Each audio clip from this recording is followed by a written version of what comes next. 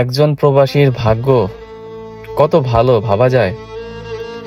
প্রবাস থেকে তো আসছে লাশ হইয়া, সেই লাশ বাড়িতে ফিরবে আত্মীয় স্বজনের কাছে, পরিবারের কাছে। তাও ফেরার কোনো উপায় নাই। বিমানবন্দরে আগুন লাগছে, ওই আগুনে ওই লাশ পড়ে ছাই, লাশের কোনো সন্ধান মিলতেছে না। ভাবা যায় একজন মানুষের ভাগ্য কতটা খারাপ হলে এমন দুর্ঘটনা ঘটতে পারে একটা মানুষের সাথে। প্রবাস থেকে তো ফিরছে লাশ হইয়া, সেই লাশটা পর্যন্ত দেশে যাচ্ছে না। কতটা দুর্ভাগা কপাল। জীবনটা আসলে কি? কিচ্ছু না। যতদিন পর্যন্ত নিঃশ্বাস আছে, বেঁচে আছি, ততদিন পর্যন্ত ক্ষমতা, দাপট সবকিছু।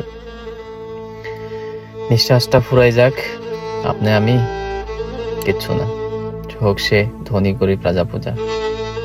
দেশের এই আগুনজনিত বিভিন্ন জায়গায়, চট্টগ্রাম হতে শুরু করে এয়ারপোর্টে, জানি না এগুলা কিসের আলামত বা কারো কোনো কিছু চক্রান্ত কিনা। তবে আমাদের দেশটা এমন একটা পর্যায়ে চলে গেছে, মানুষের প্রতি মানুষের কোনো মায়া মমতা কিচ্ছু নাই। চারিদিকে দর্শন, যেখানে সেখানে লাশ। একটা দেশ কেমন ভাবে চলে, এগুলো আল্লাহ পাকের গজব।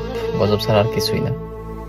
আল্লাহ পাক উত্তম ফয়সালাকারী, আল্লাহ পাক ভালো জানে মানুষের নসিবে কি লেখা রাখছেন।